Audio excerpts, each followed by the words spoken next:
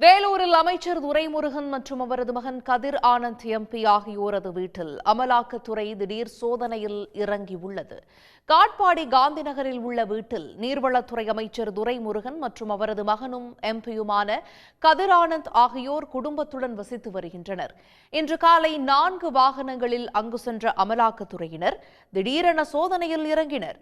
CRPF போலீசார் பாதுகாப்புடன் 20க்கும் மேற்பட்ட அதிகாரிகள் இந்த சோதனையில் ஈடுபட்டு வருகின்றனர்.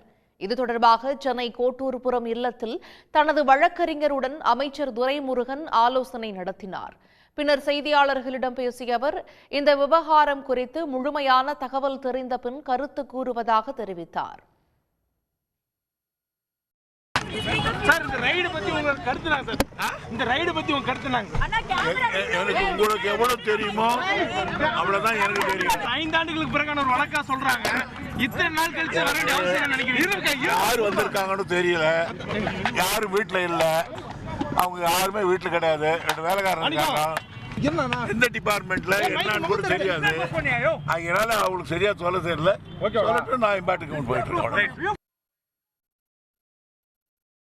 2019 மக்களவைத் தேர்தலின் போது வேலூர் அருகே பணம் பறிமுதல் செய்யப்பட்ட வழக்கு தொடர்பாக இந்த சோதனை நடைபெறுவதாக தகவல் வெளியாகியுள்ளது.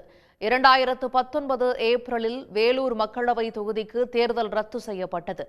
அரசியல் பழிவாங்கும் நடவடிக்கை என திமுக குற்றம் சாட்டியிருந்தது குறிப்பிடத்தக்கது. உடனுக்குடன் செய்திகளை தெரிந்து கொள்ள சன் நியூஸ் பெல் ஐகானை கிளிக் பண்ணுங்க.